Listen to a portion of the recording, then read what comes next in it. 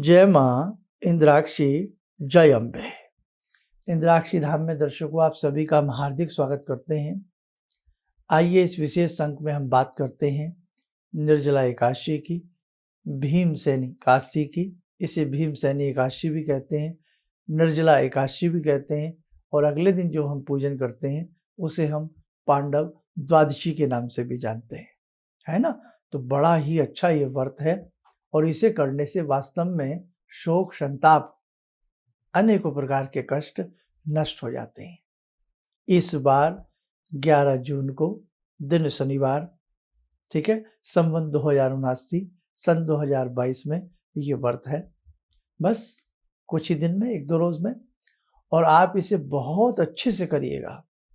जो लोग वर्ष भर की एकादशियां करते हैं ना, तो वो इस एकादशी को बहुत मन से, मंथन के साथ, तप के साथ, तितिक्षा के साथ इस व्रत को करें। हमारे धर्मशास्त्र में ऋषियों ने जितनी बातें बताई हैं वो परम मोक्ष को दिलाने वाली है, कल्याण कराने वाली है। आइए अब हम आपसे बात करते हैं। 11 जून की ये एकादशी है। कुछ लोग इसमें भ्रमित थे कि हम 11 की करें, 10 की करें। इसमें एक तिथि का हास्य है, यानी कि एक तिथि क्षय है, इसीलिए 11 तारीख का ये व्रत रहेगा। हम आपको बता देते हैं 11 जून का। और आपको इस व्रत में विशेष तौर से किस चीज का ध्यान रखना चाहिए। जो निर्जला एकादशी के माध्यम को समझना चाहते हैं तो इस व्रत में निर्जल रहा जाता है, यानी कि सुबह आप कुल्ला कर सकते हैं, दांत साफ कर सकते हैं, उतना भर पानी आप अपने मुंह में यूज कर सकते हैं। कुल्ला कर लिया, ब्रश आदि करके निवृत्त हो गए, स्नान आदि कर सकते हैं। लेकिन जब आप धूप दीप जला करके भगवान के समक्ष अपनी पूजा करें, श्री पुरुषोत्तम श्री हरि को, श्री नारायण को आप भजें, तो आप सूर्य उदय से लेकर के अगले सूर्य उदय तक आपने जल का ग्रहण नहीं करना। बड़ा कठिन व्रत है। और देखो कितनी भयंकर गर्मी होती है, उस गर्मी में जल का त्याग करके जो जल में रहते हैं कौन? भगवान श्री विष्णु, शेष नाग की शैया पर, है ना। समुद्र में भगवान विष्णु का बिछौना रहता है। जल में रहने वाले जो देवता हैं, तो जल का त्याग करके आप उस श्री विष्णु पुरुषोत्तम का ध्यान करते हुए इस व्रत को करते हैं। सैकड़ों जन्मों के कष्ट ये व्रत काटने वाला होता है, दूर करने वाले होता है। भीमसेनी एकादशी भी इसको कहा जाता है। क्यों? क्योंकि भीम जो थे वो बहुत खाते थे, और वहां उन्हें युधिष्ठिर भी टोकते थे, कुंती भी उन्हें टोकती थी, माता द्रौपदी भी उन्हें टोकती थी, नकुल सहदेव भी उनसे कहते थे कि भीमसेन महाराज आप कम से कम एक आधा व्रत तो रखा करें, ताकि भाई सब कुछ शांत रहे। तो ये बात चलते चलते एक बार व्यास जी उन्हें समझा रहे हैं कि हे भीमसेन, आप व्रत आदि के ऊपर अपना अच्छे से ध्यान दें, ताकि एक दिन के लिए, एकादशी के दिन तो आप अन्न ना लें। जैसा आपका परिवार, उनके परिवार में भी ये व्रत रखा जाता था, तो आप एकादशी में अन्न वगैरह ना लें। तो देखो भीम क्या कह रहे हैं व्यास जी से। भीम ने कहा कि हे व्यास जी, हे गुरुवर, मैं बिना भूखे नहीं रह सकता, यानी कि मैं भूख के, अन्न के बिना नहीं रह सकता। मुझे भूख बर्दाश्त नहीं है। मेरे पेट में वक्र नामक जो अग्नि प्रज्वलित रहती है, जब तक मैं खूब मन भर के न खा लूं, तब तक मेरी वो अग्नि शांत नहीं होती। हे गुरुवर, मुझे तो कोई ऐसा व्रत बता दो जो बस मैं महीने में ना करके कुछ साल में ऐसा व्रत कर लूं, जिससे बस मुझे पुण्य की भी प्राप्ति हो जाए और मेरा काम भी बन जाए, मुझे रोज रोज अन्न भी ना त्यागना पड़े। देखो बात थोड़ी सी हंसी की भी है। उसी पर गुरुवर ने कहा, गुरुदेव के पास तो सारे इलाज होते हैं। तो गुरुदेव व्यास जी ने कहा कि हाँ, बस ऐसा भी है, यदि तुम वर्ष में एक एकादशी आती है, उसे निर्जला एकादशी कहते हैं, उस दिन तुम्हें अन्न का तो त्याग करना ही पड़ेगा, लेकिन तुम्हें जल का भी त्याग करना पड़ेगा। तो उनके कहने पर ये व्रत भीमसेन जी ने रखा, यानी कि भीम जो थे आपको पता ही है, इसीलिए इस व्रत को निर्जला एकादशी को भीमसेनी एकादशी भी कहते हैं। आइए थोड़ा सा इसके बारे में स्मरण करें। व्यास जी भीमसेन से कह रहे हैं, क्या कह रहे हैं? भीम ज्येष्ठ मास में सूर्य वृषभ राशि पर हों या मिथुन राशि पर हों, उस समय शुक्ल पक्ष में जो एकादशी आती है, उस एकादशी में आप निर्जल व्रत करो। केवल कुल्ला या आचमन करने के लिए मुख में जल डाल सकते हो, उसको छोड़कर और किसी भी प्रकार का जल मुख में न डालें, अन्यथा व्रत भंग हो जाता है। एकादशी को सूर्य उदय से लेकर दूसरे दिन के सूर्य उदय तक मनुष्य जल का त्याग करे तो ये व्रत पूर्ण माना जाता है, पूर्ण होता है। वर्ष भर में जितनी एकादशियां होती हैं, उन सब का फल निर्जला एकादशी के सेवन से मनुष्य को प्राप्त हो जाता है। व्यास जी ऐसा कह रहे हैं। अब व्यास जी ने कुछ आगे भी कहा, आइए उसको भी सुनते हैं। व्यास जी कहते हैं, शंख, चक्र और गदा धारण करने वाले भगवान केशव ने मुझसे कहा था कि यदि मानव सबको छोड़कर एकमात्र मेरी शरण में आ जाए और एकादशी को निराहार रहे तो वह सब पापों से छूट जाता है। निर्जला एकादशी के दिन स्नान, दान, जप, होम आदि जो भी पूजा तप तितिक्षा की जाती है वह सब अक्षय हो जाती है, यानी कि वह कभी उसका फल समाप्त नहीं होता। ऐसा कथन भगवान श्री कृष्ण का है, भगवान वेदव्यास जी कह रहे हैं। आगे सुनिए। द्वादशी को देव देवेश्वर, यानी कि अगले दिन जब आप व्रत खोलेंगे या खोलेंगी, द्वादशी को देव देवेश्वर भगवान विष्णु जी का पूजन करके भगवान विष्णु को गंध, धूप, पुष्प और सुंदर वस्त्र, नैवेद्य आदि विधि पूर्वक अर्पण करके जल का घड़ा संकल्प करते हुए अर्पण करना चाहिए। और जब आप धूप, दीप, फल फूल आदि से भगवान श्री हरि का, पुरुषोत्तम का पूजन कर लें, उसके बाद जो जल का कुंभ है वो आप जब अर्पण कर रहे हैं, वो बाद में ब्राह्मण को मंदिर में या कहीं भी आप उसको दे सकते हैं, बहुत शुभ माना जाता है। कुछ लोग एकादशी के दिन भी देते हैं, कुछ लोग अगले दिन भी देते हैं, ठीक है।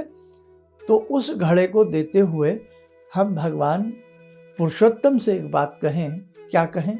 आइए वो भी सुन लें आप। बोलें, संसार सागर से तारने वाले देव देव ऋषिकेश, इस जल का घड़े का दान करने से आप मुझे परम गति की प्राप्ति कराइए। जलदान बहुत बड़ा दान होता है, जल जीवन है ना।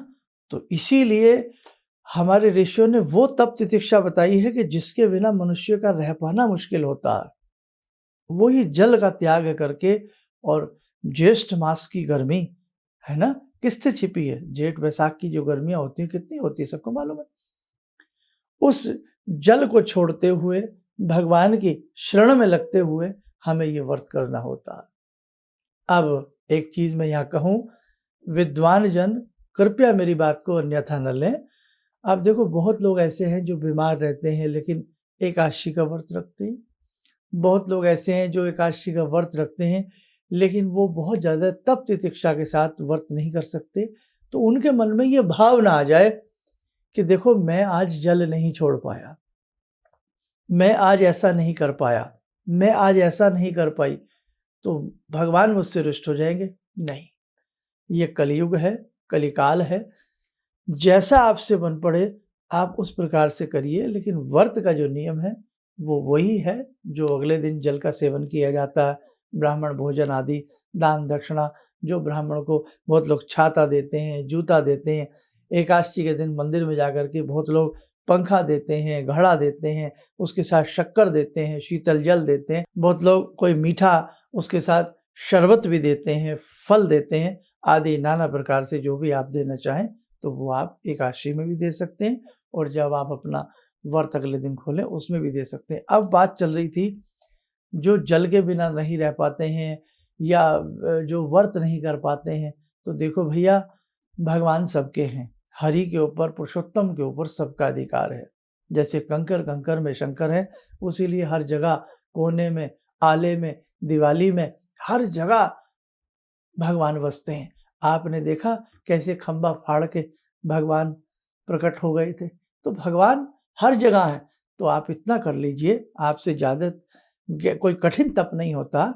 तो बस उस दिन पूरे दिन चलते फिरते श्री हरि, श्रीमन नारायण, हे पुरुषोत्तम, हे नारायण, हे पुरुषोत्तम, या ओम नमो भगवते वासुदेवाय, या भगवान श्री कृष्ण के किसी मंत्र को ओम क्लीम कृष्णाय नमः, कृष्णाय वासुदेवाय हरे परमात्मने प्रणत क्लेश नाशाय गोविंदाय नमो नमः।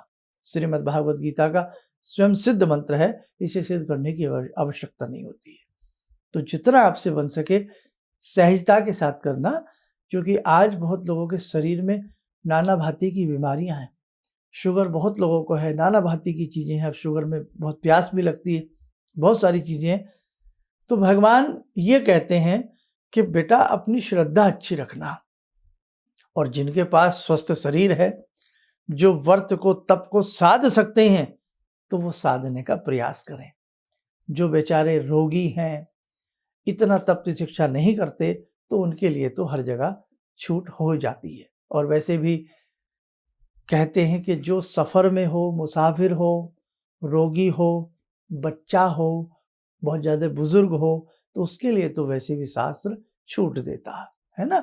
तो आप अच्छे से करना, ये मन मत दुखाना कि हे राम, हे प्रभु, आज तो मुझसे जल पिया गया।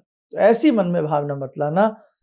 बस अपनी श्रद्धा को बलवान रखना, भगवान को अच्छे से याद करना, आपका व्रत बहुत सुंदर से माना जाएगा।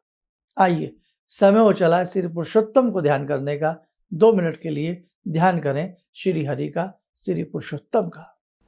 ॐ करारविन्दे न पदारविन्दं मुखारविन्दे विनिवेशयन्तं वटस्य पत्रस्य पुटे शयानं बालामुकुन्दं मनसा स्मरामि, बालामुकुन्दं मनसा स्मरामि। कस्तूरीतिलकं ललाटपटले वक्षस्थले कौस्तुभं नासाग्रे वरमुक्तिकं करतले वेणुकरे कङ्कणं सर्वाङ्गे हरिचन्दनं सुललितं कण्ठे च मुक्तावले गोपास्ति परिवेष्टितो विजयते गोपालचूडामणि शान्ताकारं भुजगशयनं पद्मनाभं सुरेशं विश्वाधारं गगनसदृशं मेघवर्णं शुभांगं लक्ष्मीकान्तं कमलनयनं योगवृद्ध्यानगम्यं वन्दे विष्णुं भवभयहरं सर्वलोकैकनाथं। कवच बना लें, ध्यान करें, श्री हरि का सुवासीस हम सब के ऊपर बरस रहा है।